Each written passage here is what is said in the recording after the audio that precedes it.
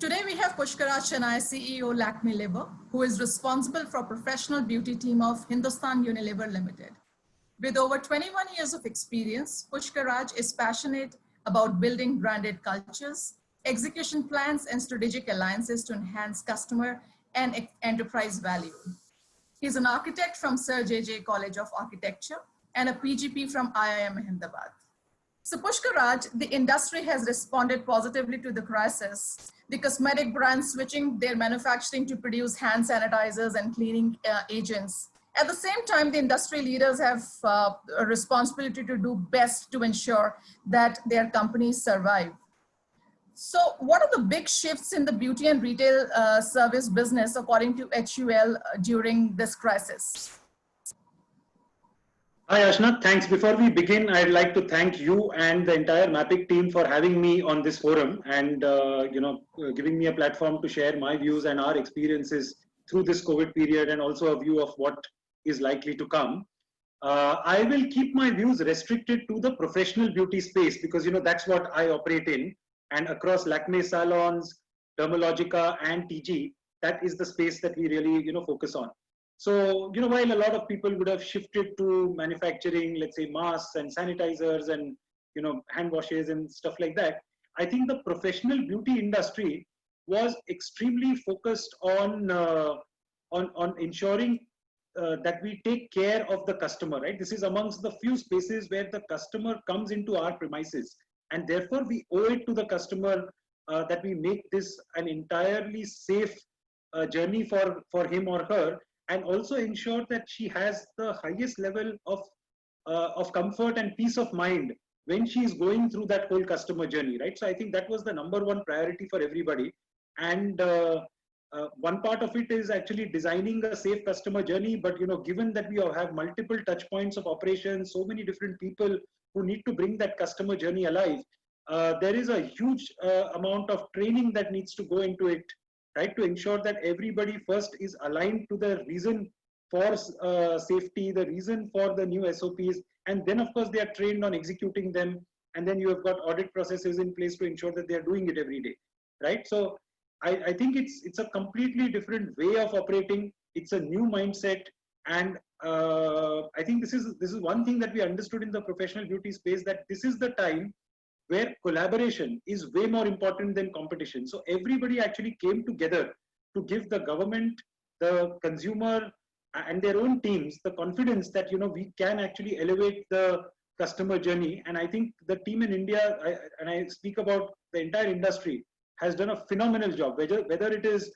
a large chain operating nationally, a regional chain operating in pockets, or even standalone shops. And I dare say even standalone entrepreneurs who are putting a cutting chair under a tree and doing it, you saw them using sanitizer, personal protective equipment, and take care of themselves and their customers. So I think that was a big shift in attitude and mindset first. Now if you look at it, right, from a slightly, like, let's say, medium to long term perspective, I think we need to stay focused on consumer confidence and giving the consumer a great experience and demonstration of expertise, because that's what he or she comes into the salon and the spa and the professional beauty setups for. So the need to look good is very much here, right? And I think it's just turning a little more holistic. So if earlier it was largely about looking good, now it's a lot more about feeling good, right? So it's a lot more about small indulgences, self-indulgences, right? And therefore, you need to ensure that you're making the customer look good, but at the same time, you're giving her a great feel-good experience, right? The bar on quality and expertise is significantly raised, and it will continue in the future because customers will value every touch point, every contact, and will expect a lot more out of it, right? And we had started seeing the shift from product alone to product plus experience. Now, of course, it will be, in my view, because everybody has almost become a mini scientist, right? The amount of engagement people have had in the lockdown period, reading about science and viruses and bacteria and good bacteria, bad bacteria. I think we've really traveled down that dimension, and therefore product plus knowledge plus experience is the new normal, right? And we need to sort of look for it. And while some propositions may have taken a backseat because people aren't traveling out as much, right? People aren't going to workplaces, so therefore maybe social occasions have come down. But there are new need states which are coming up, right? So there are flexible regimens, and pocket size indulgences are important. So between two Zoom calls, I want a little indulgent treatment, right? So can I use a mask for that? Can I use a body mist which will just make me feel energized, right? So there are new need states which are coming in. Can I create a bouquet or a portfolio of hairstyles which can be done very quickly, which can be used for a Zoom call with your bankers and a Zoom call with your team, a Zoom call with your advertising agency, and maybe then one way where you are mixing life and work, and you're doing something with your friends or even colleagues. So I just think there are new need states which are coming in. Holistic health is becoming really important in a big way. Old tradition, right? So traditions like Ayurveda, Siddha, homeopathy, you will see a lot of them coming back in convenient format. So again, that's a new proposition which has been around for a bit, but it will get accelerated. And clean, safe is the new beauty, right? So you will see sustainability and conscious consumption come back in a big way, right? When it comes to choices, I think the brand I trust will move very high on the need state, and you will see consumers making strong preferences for brands that have a heritage and that they admire and trust. So again, you will see a big shift towards brands that customers trust, and brands which talk to the consumer in a way that they win the consumer's trust and confidence. And we will see accelerated use of technology, right? We can talk a little bit about that in detail separately, but you will see technology being used in a big way because consumers, therapists, experts, they've all got a lot more comfortable with technology through this lockdown period. So what's your view on how long to normalize and the overall revival period? So I think there are two themes that you spoke about. One is normalize and one is revival, right? And I think they are two separate things.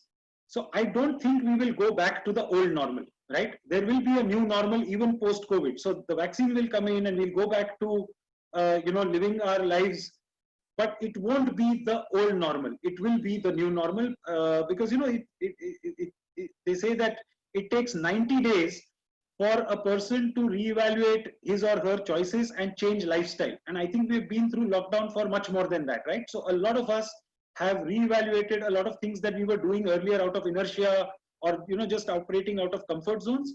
And I think all of us, brands, manufacturers, and I think consumers will all reevaluate a lot of things that they're doing, think from first principles, and we will come to a new normal. And of course, revival is, making the business a lot more viable, sustainable, and stand up back on its feet again. I see that happening. Revival is about 6 to 8 months away, right? But before that, we have to grapple and navigate the new normal because the consumer will choose differently, the consumer will behave differently, and we have to adjust and build business models around that, right? So, and I think some of the themes which will really come up, especially from a beauty, retail, beauty services, and professional beauty perspective, are education, personalization, and human touch. So right now we are all focused on education and personalization because you can do that, from a distance with, the socially distant norms and use technology. But human touch, when it does come back, it will be a lot more meaningful, right? So you will go back to your hairdresser, you will go back to your therapist, you will go back to your, beautician, but you will expect a lot more out of that contact, and therefore we have to prepare for that new normal. Yeah, correct. Because you've got, over 500 salons all over India. And how Lakme and Dermalogica is coping up with the current crisis and developing the new customer experience and loyalty? So I must say this has been a very steep learning curve for us, right? And we were, I would say in a way we prepared ourselves for it because, we are part of Unilever. So we, have a ringside view of what's happening in other markets. So as we were expecting this, even before the lockdown, we had planned a very strong training program. So even the day the lockdown started, that day itself, we had a structured training program tailored to every individual's needs. And they went through a structured program across technical skills, personality development, some other skills and competencies like analytical skills, problem solving, and all that. And this was all tailored to the individual's needs. So across the lockdown period, by now our team has gone through more than 500,000 hours of training across these various streams, right? So that was the number one thing. This is a great time to enhance your skills, enhance and build your personality, which is so important in a field like professional beauty. And we have invested in putting that together, and our teams have really enjoyed as well as engaged with that whole process. The second thing was, of course, when we are ready to open, we need to really look at how we will operate in this new normal, right? And ensure that our commitment to customers was that your safety is our first priority, your beauty comes a close second at Lakme. And we studied what various countries and various brands were doing across the world. We designed our own safety protocol, and then we sat with a panel of doctors to finalize this. So there are 55 stringent measures that we are taking in Lakme salon across various touch points, and these start at the screening of the therapist and the customer, using personal protective equipment. We have changed the SOPs across most things. So we use monodose kits, we use single-use tool kits. SOPs have been changed to make them contactless. We use cartridge waxes, for example, or single dip waxing. We've got contactless facials in place. So changing all of that. And the first part is designing, but that is like 20% of the job, right? It may sound very rigorous, but it's just 20% of the job, because finally you have to put it into action, and put it into action not just in one place. You have to put it into action across 500 salons and across 5,000 people, right? So post that, we had the humongous job of sourcing all these kits and equipment, because you have to do it when there are manufacturing locations which are going in and out of containment zones, supply chains are getting disrupted. So to get all of that together and ensure that it reaches the salons in time, to train 5,000 people, right? And we went beyond therapists and managers and people like that to even housekeeping staff and partners, so that everybody understands the reason for this enhanced safety measure, and then of course they can implement it, right? So all of this, and then finally you need a very strong audit process in place to ensure that people are doing it. So we had a local team auditing the salon before it opened, and we had a central team which on a video call would do a complete journey of the salon, point out flaws, correct deficiencies, and even interview team members to ensure that they are confident about what they are about to do. So it was quite a humongous process, because every salon went through 2 levels of audit, and then of course there are weekly audits to put that in place. So for us, this was the second most important thing. And then the third part was advocacy, where we had to go and convince the government to let salons open, and we did that with all other peers in this business. We convinced the MSME and the MHA and then local state governments to allow us to open under these enhanced protocols. And then of course, most importantly, we have to convince our consumers through walkthroughs and through demonstrations, how and testimonials, how we have a very different experience waiting for them in the salon. And I dare say one of our customers actually put it beautifully. She said that I found the Lakme salon to be even safer than my home. And I just feel a lot more comfortable here, just given the enhanced safety measures and precautions that you are taking here, right? And that I think is a testimony of the work that the entire team has done it. And I think when a consumer says it, it means a lot more. Absolutely. That is a wonderful statement. Then that is how you gain the confidence of the customer. Absolutely. And, so innovation and technology plays a big role in retail sector. So how is it for the future of beauty and retail services? Because, personalized approaches, cartridges, you've already mentioned, what you are doing. So what are your views on innovation technology? So see, I think beauty is a very exciting sector, right? There's always something new happening. Consumers are willing to try out new experiences. So I think compared to other sectors, the level of innovation in this sector was anyway very high, right? You always saw some new news and some exciting stuff always happening, right, across the world. And I think in the last 10 years, and it will accelerate even further, right? Because our consumers of the future are 10-year-olds today, right? And just look at their appetite to consume across, what they see on Instagram and what they see in beauty mags and stuff like that, right? When I was 10, I didn't even know that, there is something called a beauty magazine. And today's, 10-year-olds are actually, discussing what they saw and read in beauty mags and what they saw on Instagram feeds and stuff like that, right? So the world is going to be a different place and very exciting for the beauty sector. So I think innovation was there. Usage of technology was also there. But what happens is, when you have an event like this, it accelerates the progress, right? It's like, 9/11 accelerated enhanced safety measures and changed the way the world traveled, right? So it's a bit like that. Now, I see both innovation and technology playing across three themes broadly. One, I think, is personalization, right? And today's consumer doesn't believe that they belong to a segment. Today's consumer believes in the segment of one, right? So today's consumer believes that they are a unique segment. Each one of them is a unique segment by herself or himself, and brands and companies and propositions have to recognize that. So I think number one, personalization, which will come out of better consumer understanding, two-way communication and engagement between the brand and the consumer, or the the proposition holder and the consumer, very engaging consumer interfaces, right? Where you can actually play with the proposition and then the consumers actually consume it, and then it's a relationship which gets built from there on. And obviously better results using data or artificial intelligence and a mix of those, right? So I think the first big theme that innovation and technology have to deliver to is personalization, and the consumer is extremely demanding on that theme. The second one is that the consumer has a lot of things which are crying for attention and time and resource, right? And therefore technology and innovation has to deliver a certain level of efficiency of both time as well as resources, right? For the consumer, and brands which do that efficiently, I think will stand to benefit, right? So again, that's the second theme of innovation and technology. And the last one is kind of an offshoot of the first, is speed, right? So we should see faster communication, faster engagement, faster innovation cycles. Gone are the days where you could take a year to develop a product. It needs to be done really fast because today's consumer is impatient.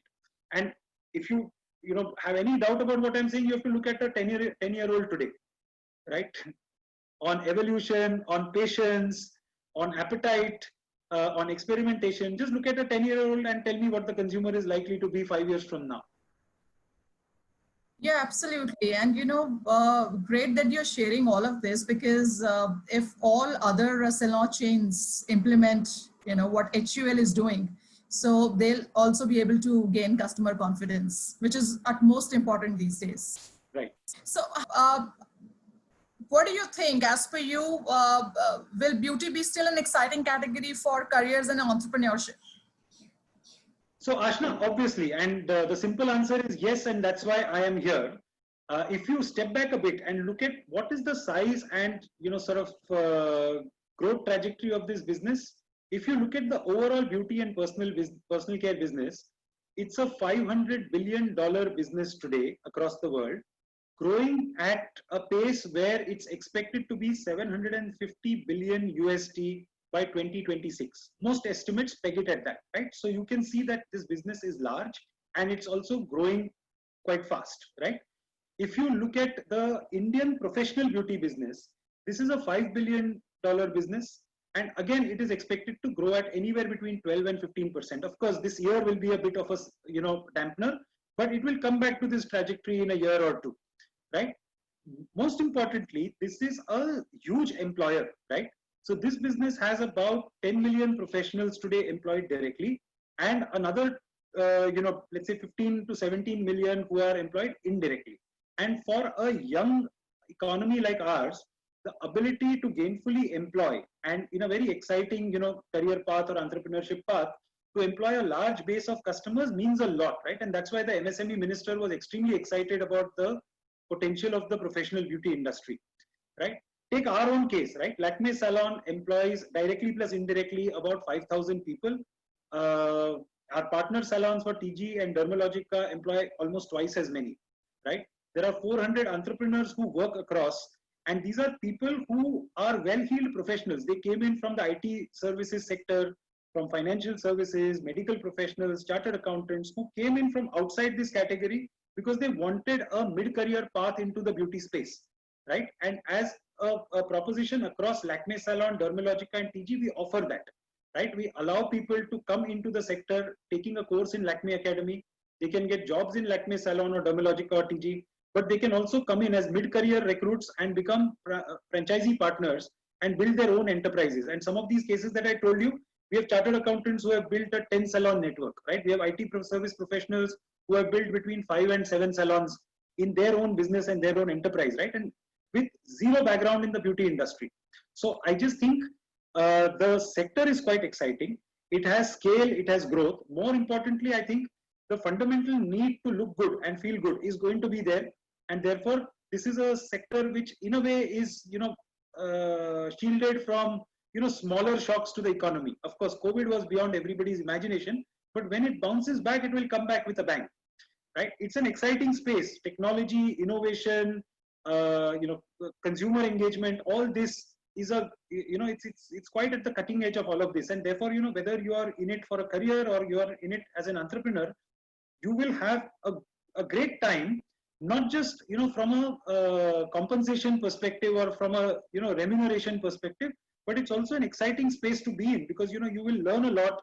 It's a sharp learning curve, and then the earning curve will follow, right? And therefore, I think that it is a great space to be, whether you're speaking about it from a career perspective or an entrepreneurship perspective. And at Lakme Salon, we are doing exactly that. So a lot, even today, during the COVID times, we still get a lot of inquiries from mid-career professionals, other salon owners, to come and join the Lakme Salon network as franchisee partners. And that tells you a lot more about the potential of this sector.